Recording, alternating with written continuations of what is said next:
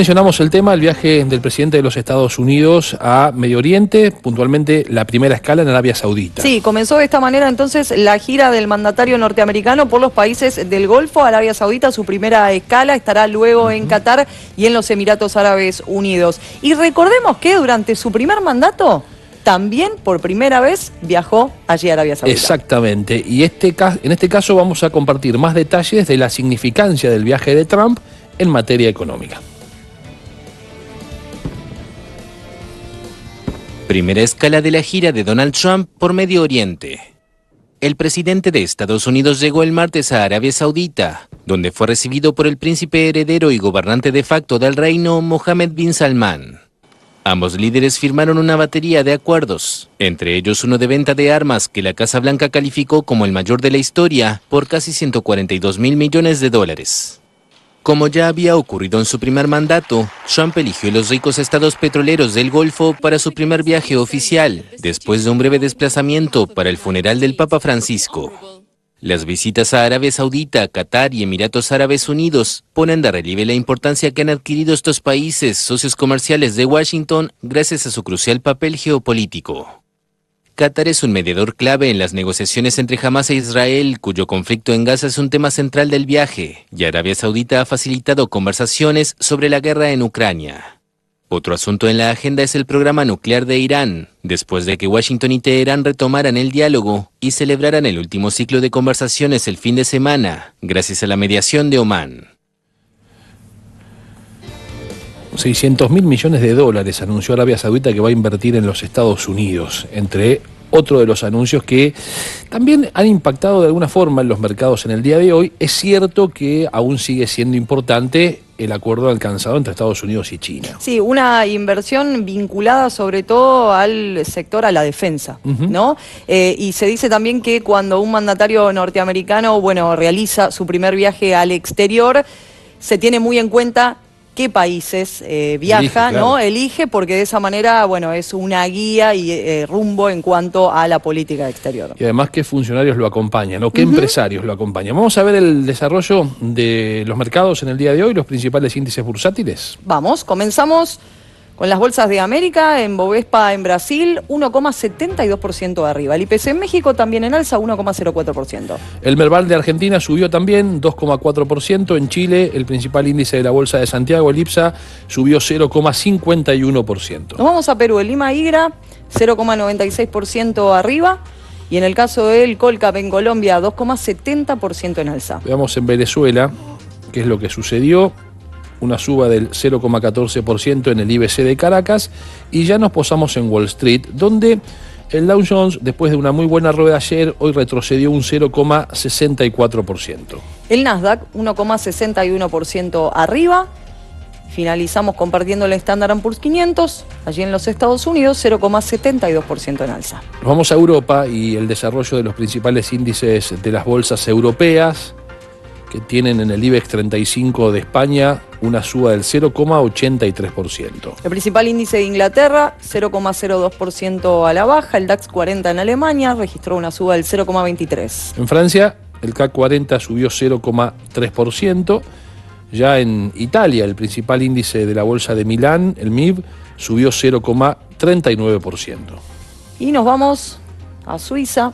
Compartimos el SMI, que registró una caída del 0,44%, y en Holanda el AEX 25 una suba del 0,58%. Vamos a ver Suiza Suiza Asia. Lo vemos en pantalla, Asia. ¿Qué es lo que pasó en el continente asiático y las principales bolsas? Es que en Suiza yo creo que por eso también generó Está la relacionado confusión, con porque el acuerdo China-Estados Unidos. Exactamente. El Nikkei 225 en Japón subió 1,43%, el Hang Seng en Hong Kong 1,87% abajo. En Corea del Sur, el Kospi de Seúl subió 0,04%.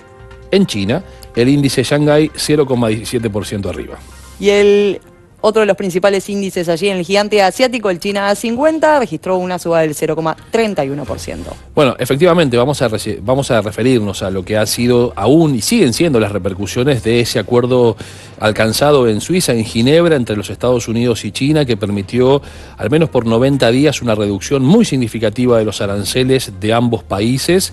Estados Unidos del 145 al 30%, sí. China, que había establecido aranceles del 125%, lo ha reducido al 10%. Sí, un acuerdo que finalmente lograron luego de las conversaciones alcanzadas allí en Suiza, por eso lo mencionábamos, en Ginebra, en la sede del embajador de Naciones Unidas allí, y un acuerdo que fue anunciado en el día de ayer.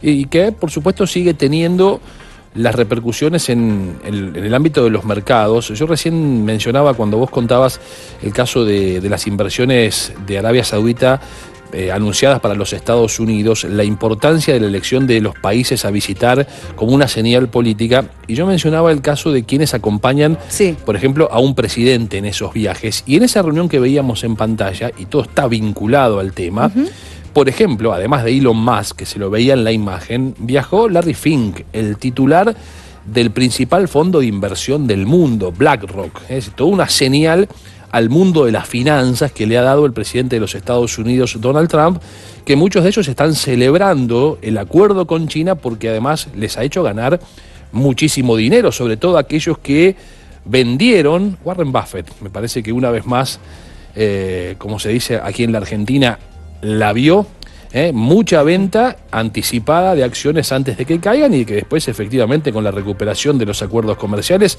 bueno, han ganado mucho dinero. En definitiva, ese es el mundo de las finanzas. Sí, con mercados que tuvieron muchísimo movimiento desde el anuncio, aquel 2 de abril, ¿no? Cuando hablaba el presidente de los Estados Unidos de liberar los Estados Unidos de gravámenes, y cuando él mismo anunciaba estos aranceles recíprocos, bueno, vimos cómo absolutamente todos los mercados se movieron hacia arriba, hacia abajo, y bueno, con el acuerdo, en primer lugar alcanzado con Reino Unido, un acuerdo que sigue fijo, porque recordemos que este entendimiento que logró con China es temporal, pero sí llega cierta calma y tranquilidad en los mercados. Bueno, a propósito de la tranquilidad en los mercados, otro activo de Trump, y acuérdense lo que yo les digo hoy, probablemente este dato que se conoció, el dato de la inflación anualizada en los Estados Unidos, fue el 2,3%, menos de lo que esperaba el mercado, es decir, la inflación se sigue enfriando en los Estados Unidos, y es muy probable que Trump vuelva a la carga contra Jerome Powell, el titular de la Reserva Federal, pidiéndole que baje la tasa de interés, diciendo estamos bajando la inflación sigue bajando, como no ha sucedido hace ya meses, según incluso la propia vocera de la Casa Blanca se ha expresado en el día de hoy. Todavía no lo dijo Trump, pero no va a tardar mucho en reiterarle el pedido a Jerome Powell de que baje la tasa de referencia. Fue 2,3, decíamos, la inflación de abril en los Estados Unidos anualizada, a eso nos referimos. Y vamos a graficar esto, lo vamos a compartir en pantalla para ver la evolución de la inflación, del dato del IPC allí en los Estados Unidos con este gráfico, ¿no? Que toma el año 2010 hasta 2025, bueno, precisamente lo que decíamos recién, abril de este mismo año. Bueno, aquí está claramente el pico, ¿no?, de lo que significó la salida de la pandemia, la fortísima emisión que se hizo, el gasto público que aumentó de manera muy significativa, lo que por supuesto llevó a que la inflación trepara, de allí entonces también la elevación de las tasas de interés a los fines de enfriar la inflación que efectivamente va logrando la Reserva Federal, con una caída, aquí hubo una pequeña suba, digamos, en el dato anualizado, pero que se ubica en el 2,3 en abril. ¿Por qué es importante el 2,3?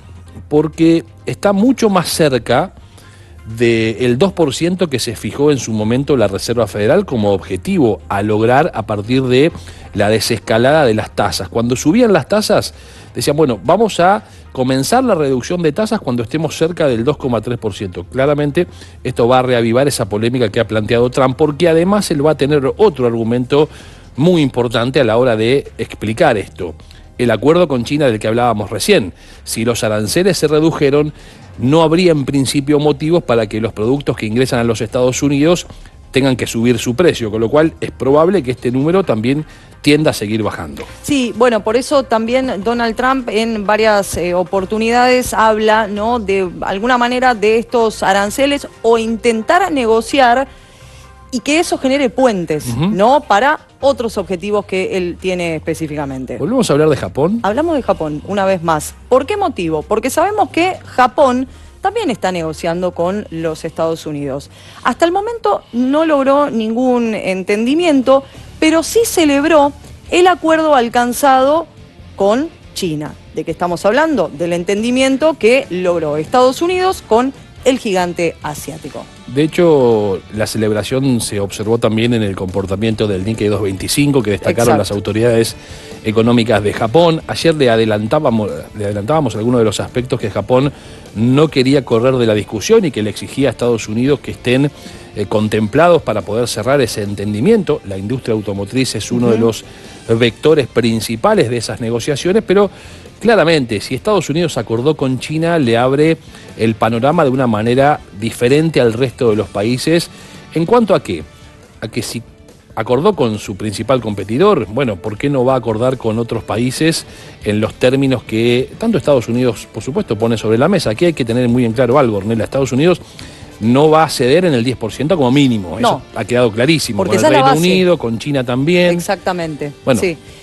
Sobre esa base se parte. Sí, sobre esa base se parte. Japón, vos lo decías recién, que se mantiene muy firme en sostener el sector automotor y que ha sido uno de los primeros países en impulsar y plasmar distintos mecanismos para poder paliar el impacto que podía generar los gravámenes que imponía Estados Unidos. Donde no ha habido impacto, porque hay una calma que estamos observando, es en el mercado cambiario de la Argentina, ¿no? El dólar se mantuvo igual que en el día de ayer, no hubo modificaciones en la cotización del dólar oficial. ¿Lo vemos en pantalla?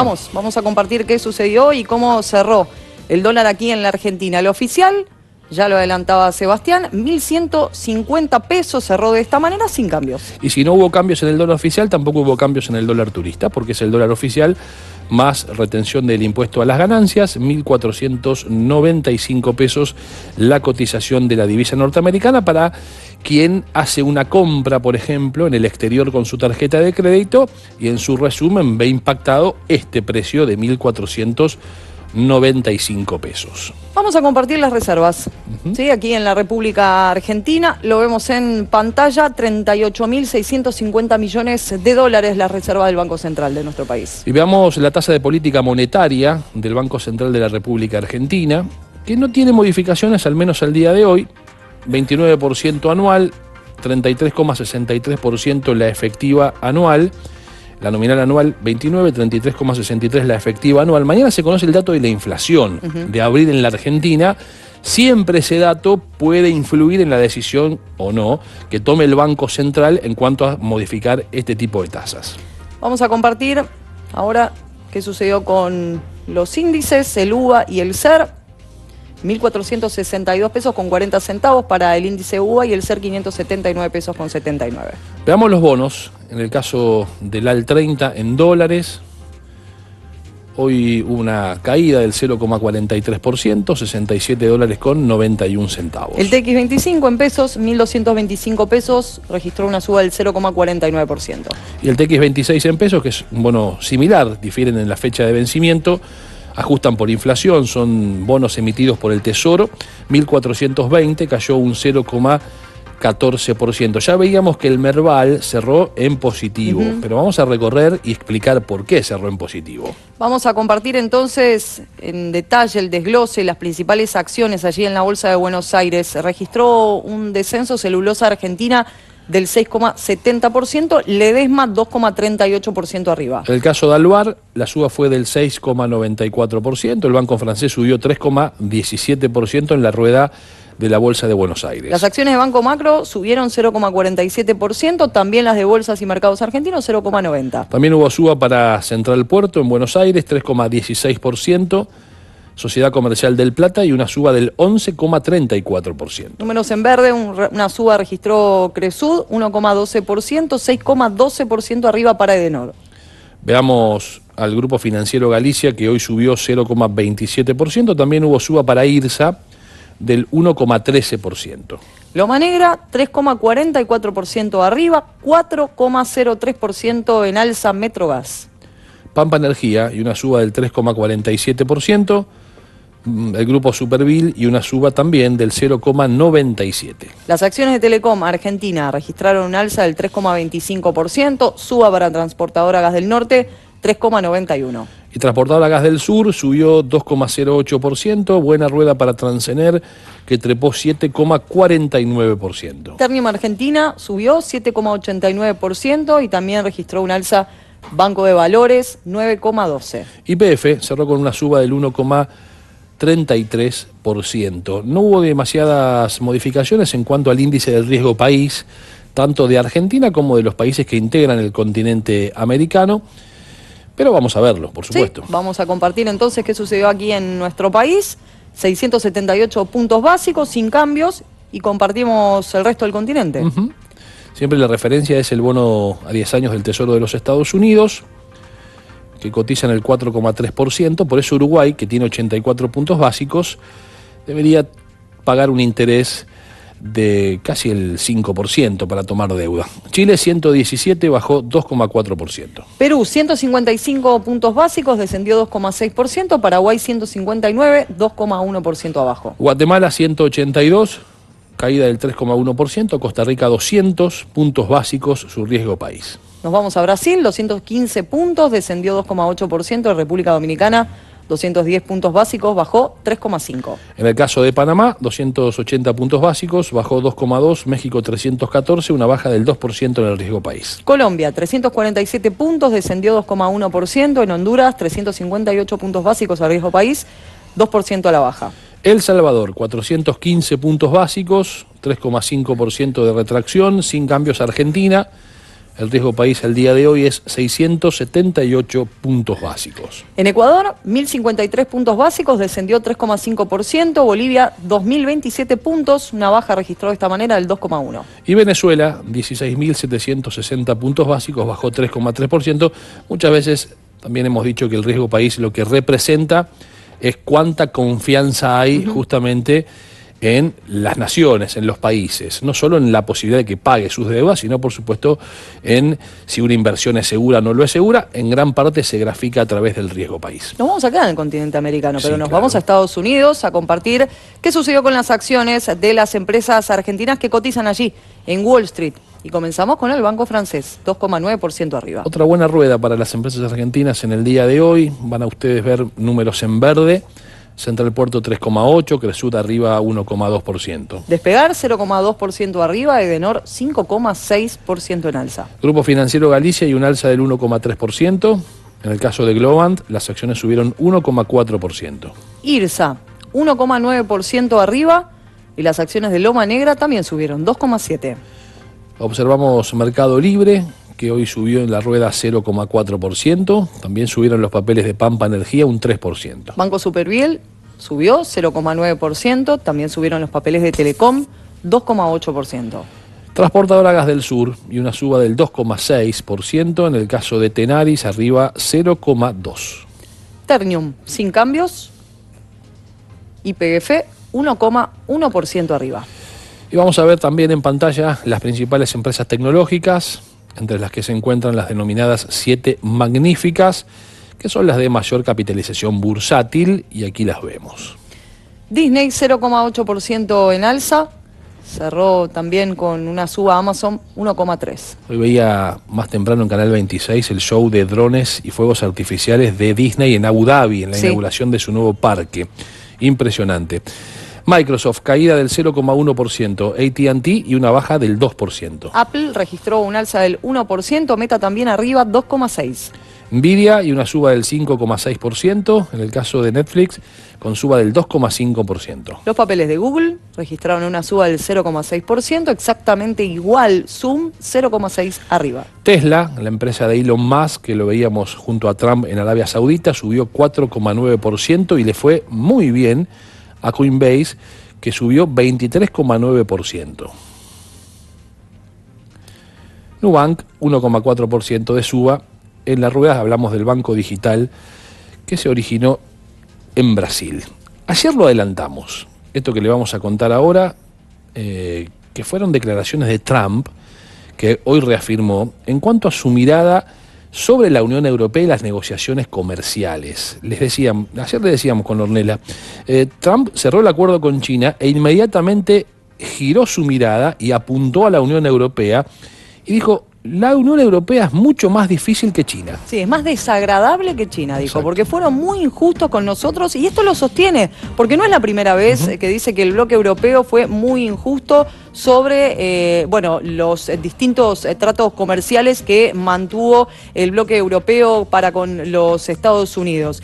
No es la primera vez, lo repitió una vez más, como vos decías, Sebastián, y es importante marcar esto porque ahora viró y apuntó directamente a la Unión Europea, descartando, teniendo en cuenta que ya logró un entendimiento con el gigante asiático, pero recordemos que en muy pocos días vence el plazo, ¿no? Esta suspensión que, rige para los aranceles que mantiene con la Unión Europea y la respuesta que dio el bloque europeo para los Estados Unidos. Trump dijo: nos venden 13 millones de autos, nosotros no le vendemos ninguno. Nos venden productos agrícolas, nosotros no le vendemos ninguno. Bueno, fueron parte de las argumentaciones que ha hecho el presidente de los Estados Unidos en relación a esta tensión que ahora se observa en las relaciones comerciales entre entre Estados Unidos y el bloque europeo, negociaciones que por ahora no han llegado a un buen puerto. Pareciera ser a esta altura, Ornella, que justamente es con la Unión Europea cuanto más lejos está Trump de acordar. Sí, totalmente, porque sí logró sentar a la mesa de negociaciones a India,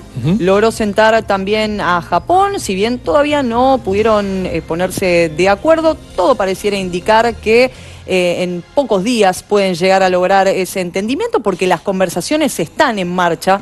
Logró un acuerdo con Reino Unido, con China, pero con el bloque europeo todo parece completamente distinto. Donde, por supuesto, se mostró muy feliz el presidente de los Estados Unidos, Donald Trump, es en su visita a Arabia Saudita, porque anunciaron un paquete de inversiones muy importante. Recién lo mencionábamos, 600.000 millones de dólares, dijo Arabia Saudita que va a invertir en los Estados Unidos. Estados Unidos le va a vender tecnología militar, le va a vender aviones, que además Arabia Saudita pidió que todas esas transacciones se realicen durante esta gestión del presidente de los Estados Unidos, Donald Trump. Le mencionamos también recién quienes lo acompañaron a Trump en materia de empresarios y también del mundo de las finanzas.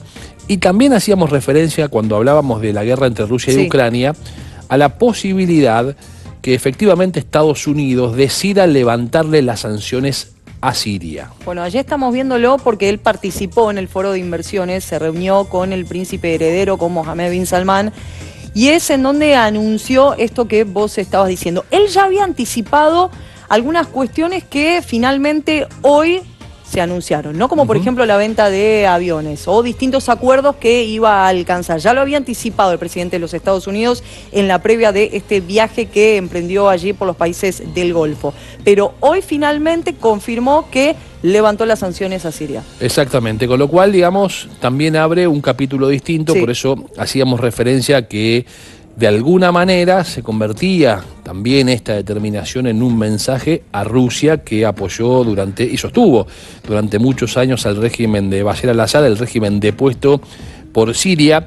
Había mucho temor, por supuesto, a que Siria se convierta una vez más en un estado talibán, y por esas razones que Estados Unidos tenía precauciones a la hora de tomar una determinación. Biden, cuando se estaba yendo del gobierno de los Estados Unidos, se previó en no tomar determinaciones o no avanzar en ningún sentido, cosa que ahora está haciendo Trump. Se conocieron otros datos.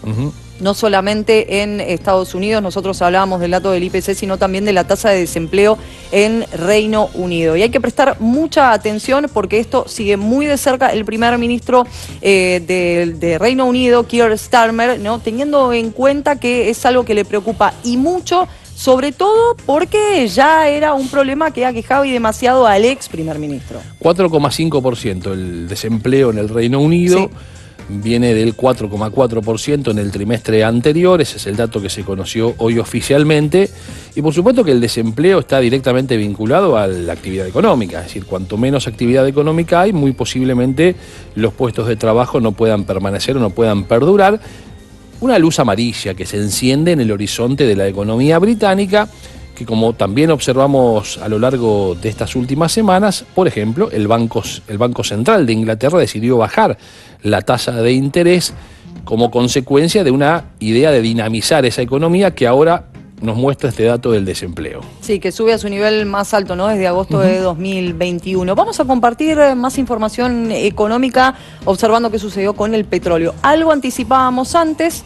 Aquí estamos viendo el mercado de referencia europeo, 2,52% arriba, $66.60 de dólar el precio del barril. Bueno, va recuperando terreno el petróleo después de las noticias que van surgiendo a partir de los acuerdos comerciales, básicamente el de Estados Unidos y China. Veamos el petróleo de referencia justamente en los Estados Unidos, que es el WTI, que en este caso cayó levemente un 0,05%, $63.64. ¿Qué pasó con el oro?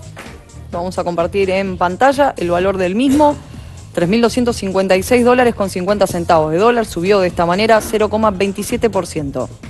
Y veamos, para cerrar este bloque económico, el valor del Bitcoin, que sigue subiendo, promedio 2,2%, por eso veíamos que Coinbase hoy cerró sus operaciones en la bolsa de manera brillante, más del 10% de suba, $104.045 el valor del Bitcoin.